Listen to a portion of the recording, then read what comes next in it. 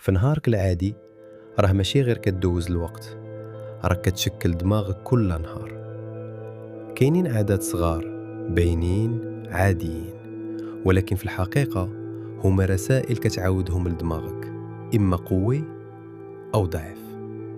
واش عمرك فكرت أن أخطر حاجة كتأثر عليك ماشي المشاكل الكبيرة، ولكن داكشي الصغير اللي كتعاودو كل يوم بلا ما تحس؟ خليني نهضر معك بصراحة. أولا، ملي كتخرج من دارك بلا فطور راك كتقول لدماغك خدم بلا طاقة، وهنا كيبدا التركيز كيطيح والتفكير كيولي ثقيل. ثانيا، ملي كتكثر في الماكلة ماشي غير كتعمر كرشك، راك كتثقل حتى على دماغك وكيولي خدام ببطء. ثالثا، التدخين راه ماشي غير كيضر الرية، راه كيمس الخلايا ديال دماغك بشوية بشوية حتى كينقص النشاط ديالو. رابعا، السكر بزاف كيعطيك طاقة لحظية ومن بعد كيطيحك فجأة، ودماغك كيبقى ضايع ما بين الطلوع والهبوط.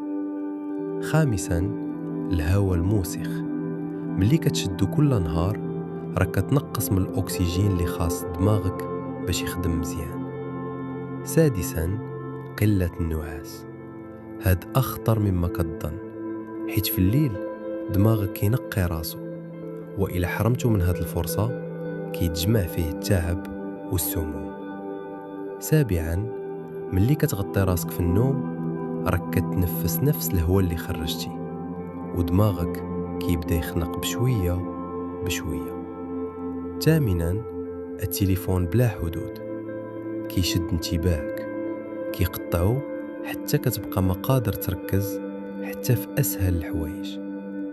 تاسعا، ملي كتبعد على القراية والتعلم دماغك كيبدا كيصدع، حيت هو بحال العضلة خاصو يتحرك باش يبقى حي.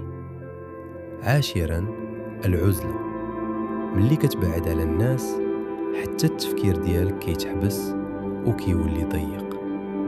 والحقيقة اللي خاصك تسمعها، ما كاين حتى عادة فيهم كتبان خطيرة بوحدها، ولكن مجموعهم هو اللي كيبدل عقلك بلا ما تحس.